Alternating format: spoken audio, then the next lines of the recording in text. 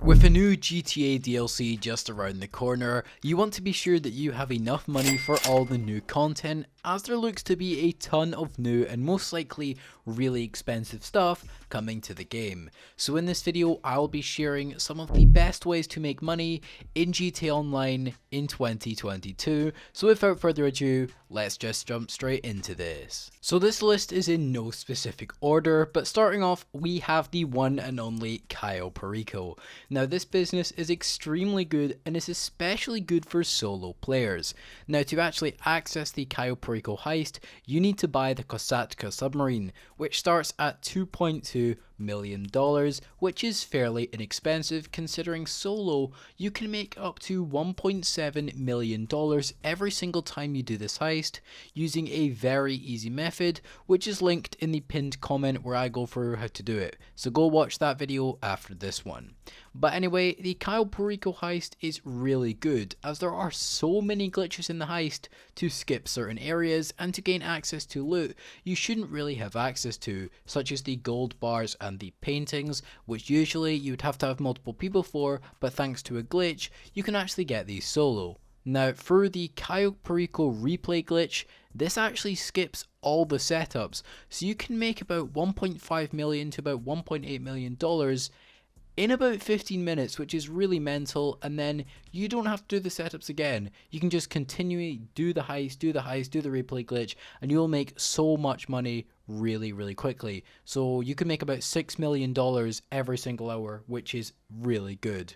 But this can get boring very fast, and unfortunately, Rockstar has actually just announced that they will be nerfing the Perrico payouts in the next DLC, which is very unfortunate, but it just encourages players to play other activities, which I think is okay. The next business that I would highly recommend is one which I can guarantee almost everyone watching this video owns, and that's the Bunker, a business which has good rewards for very minimal work. The whole premise or objective of this business is to deliver arms to different drop-off points. Now the way you can acquire these weapons is by either buying a batch of supplies for $75,000 and just waiting for them to turn into deliverable cargo, or you can steal them in little missions that can be done via the bunker itself. Now if you want to save time, then 100% buy supplies, but if the bunker is your only business, then just steal them, as the stealing missions take a maximum of 15 minutes to complete, so you won't be spending that much time doing them. Now this business can be done solo or as part of a larger group. Now the more people you have, the larger amount of cargo you can actually deliver, as the more cargo you have, the more delivery vehicles there are. So I would suggest, if you are a solo player, selling your bunker before it reaches the second bar of product to minimize the chances of you getting multiple delivery vehicles, which is just a huge hassle and is really annoying. But how much is this business? Well, if you were to buy the best location, which in my opinion is Chumash, as it's located on the main road on a highway and is also close to the city, and then you will want to buy the upgrades for the business to maximize profits and efficiency. Well, after factoring all that in, this business costs $3,754,500, meaning it's quite expensive, but you will definitely make your money back very quickly. Plus, this business hopefully will be getting a buff in the next GTA Online DLC. Next up is a business that I don't use that much, mainly because it's MC Club rather than SecuroServe, but this next business is the Cocaine Lockup. Now it's very similar to the Bunker in terms of stealing and selling product, but this time it's cocaine rather than weapons, hence in the name Cocaine Lockup. But this business is actually more profitable than the Bunker. For instance, if you had all the upgrades including security, which helps to minimize the chance of business raids on a full sale, you can make about $420,000 for a full cocaine lockup, which is very good considering you don't really have to actually do anything whilst the product is being produced. You can run other businesses or do other activities, meaning this business is very passive apart from the actual sell mission, of course. Now once again, just like the bunker, you will need multiple people to sell a full cocaine lockup, but you can still sell smaller quantities of cocaine and you will still be able to make good money for sure.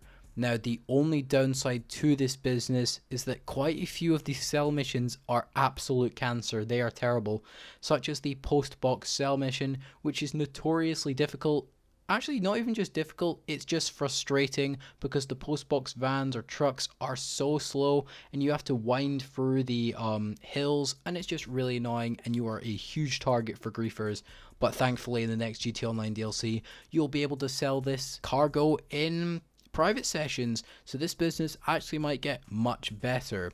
But overall, it's a great business for all players, even in the current climate. The next business I'll be talking about is the arcade. Now, the arcade allows players to access and do the Diamond Casino heist, which, let's face it, is just the Perrico heist, but significantly worse and a bit harder.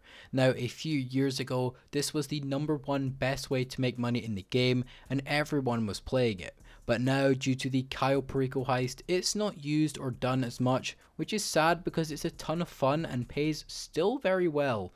Now, you need at least 2 people to start this heist, which is probably why Perrico is #1 now, but finding one other player won't be too hard, or it shouldn't be too hard. Now, the max amount of money you can take away from this heist is $3.6 million, but on average, after all the cuts and Leicester fee and whatnot, you will take home roughly $1.2 to $1.3 million in my experience. And I am very average at this game, so there will be some sweats or people who are better at the game, not just sweats, people who are better, who will be able to get more money than I did. Now, mix in the replay glitch, which allows you to skip all the setups. This means you can actually make a good amount of money per hour, and there are multiple different approach methods and styles, so the chances of you getting bored is quite low. But overall, this is a great business, although if you have 0 friends or no one to play with, unfortunately, this business isn't quite right for you. This last business is one which I would consider to be underrated, and that's the agency. A business introduced with the contract DLC, and one which I don't see many people talking about. It has a lot of content associated with it, and it's great for passing the time and making money at the same time. Now, there are a whole host of missions which can pay between $25,000 and $90,000 with this business, depending on which ones you get, and they can all be completed relatively easily in under 15 minutes. Then the business also gives you access to the Dr. Dre special contract, which rewards $1 million for its completion, which takes roughly 1.5 hours to complete, and you can do this multiple times, as many times as you would like to. Now, then we have the payphone missions, which are very easy, probably the easiest part of this business. Basically, you request a payphone mission from Franklin, then kill the target in a certain way to get yourself an easy $75,000 each and every time. Meaning, in about an hour of gameplay, you can make $300,000 from this business or so. And honestly, I wouldn't really buy this business or use it on its own. I would use it as filler activities, so I just do it between other activities or when I'm just completely bored. So I would advise you to not actually get this business as your first business. Get one of the other ones, such as the bunker or cocaine lockup or the Kosatka, before you go after this business, as it's not as profitable as the other ones on this list. But that's all for today's video. Now, just before we wrap up this one, I would like to say that I didn't actually include the nightclub on this video, or in this video, as that requires you to have tons of other businesses to truly make it effective, so I decided to leave the nightclub out of this one, but I still highly rate the business. If you're late into the game and you have all the other businesses, it's really, really good. Now, I have plenty more GTA Online content on this channel, so go check some of that out if you found this one helpful. Also, subscribe for more GTA Online content with the bell on, so you never miss any new content. And like always, guys, take care everyone, and have a great day.